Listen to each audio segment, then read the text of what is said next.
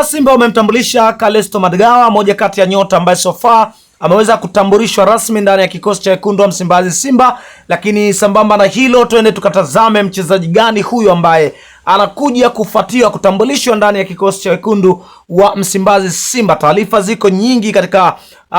upande wa klabu ya wekundu wa Msimbazi Simba katika majira haya ya kiangazi, ambapo Simba wakiwa wanaendelea kujipapatua katika kuhakikisha wanatengeneza kikosi imara, kikosi ambacho kitachokuwa na ushindani mkubwa katika michuano mbalimbali ikiwemo michuano ya kimataifa. Sambamba na hilo, twende tukatazame moja kati ya taarifa kubwa baada ya kutambulishwa Calesto Madigawa. Ni nani anayefuatia? Moja kati ya sajili kubwa kweli kweli ambayo so far inatazamiwa kutambulishwa ndani ya kikosi cha wekundu wa Msimbazi Simba. Inafahamika ya kwamba Simba right now ilikuwa katika mazungumzo na kiungo fundi kweli kweli, moja kati ya kiungo ambaye anacheza katika ligi ya Uingereza, ligi daraja la 5, moja kati ya nyota ambaye alishawahi kusumbua katika michuano ya AFCON, na tuliweza kuona kwamba nyota huyu aliweza kusumbua zaidi katika kikosi cha AFCON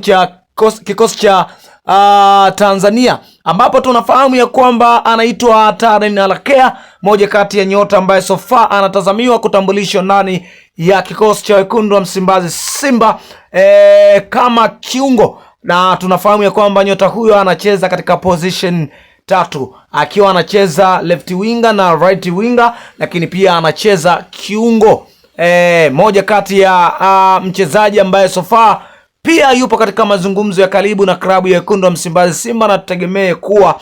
saa na muda wowote pengine nyota huyo akatambulishwa ndani ya kikosi cha wekundu wa Msimbazi Simba. Hii ni moja kati ya taarifa kubwa ambayo so far imekuwa ikizungumzwa sana na wadau mbalimbali wa soka na wachambuzi mbalimbali takribani